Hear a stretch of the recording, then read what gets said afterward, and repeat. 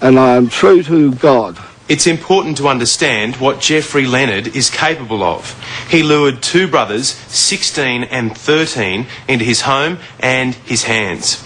He showered them with gifts and money and even sent them love letters which are too sick to read out to you. The same goes for their police statements. They were systematically sexually abused beyond belief. I have not.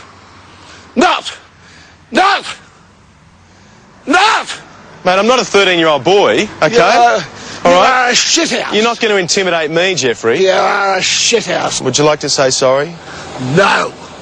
You're not sorry for what you did? I'm not sorry for what I did. The man is clearly a problem for Hetty all. Johnson and her lobby group Bravehearts campaign on behalf of victims. It's absolutely unfair that the perpetrator of the crime, a vicious crime, a destructive crime, has all this freedom to live where he wants to live and to move around wherever he wants to move around, whilst the victims have been forced to spread out across the country to simply get away from him.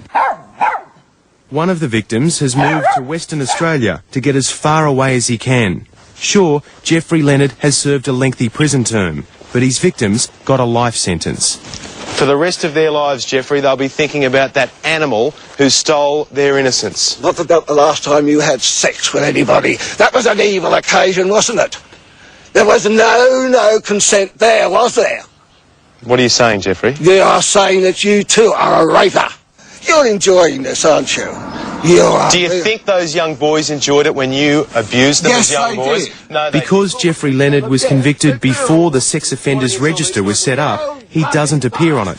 The legislation wasn't made retrospective, so many of his neighbours have no way of finding out about his record. We thought he was just a quiet old guy, but I think it should be, like, concerning because there's a lot of kids that live around here. But it's not just the school children who walk past his home that are in reach of Jeffrey Leonard. He's written more than a dozen books. These books you've written, are they about molesting young boys? They're about all sorts of things. Are they about molesting young boys, Jeffrey? They're about molesting young boys. They're about molesting young boys. How to do it.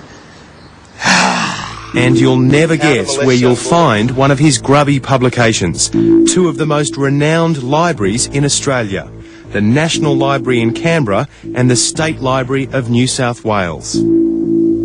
I'm a writer. What I do is I'm an advocate. Writer, pedophile, Yes. child molester, Yes. grub. Grub. All right, grub. Grub. He's clearly a very disturbed man. The fact that he has written books and they've been taken seriously is frightening. The books and their author have a common cause. Ever since he left prison, Jeffrey Leonard has dedicated his life to overturning child sex laws, which protect the innocent. Is 5 years old too young? I don't believe there should be any age. Would most Australians want their children living next door to a pedophile who is not sorry for his actions, who thinks it's acceptable to have sex with a 5-year-old, a 10-year-old? That's what you're saying, isn't it? Yes. All right, now to a soldier's story. 21-year-old Tim Willis fled from an army barracks in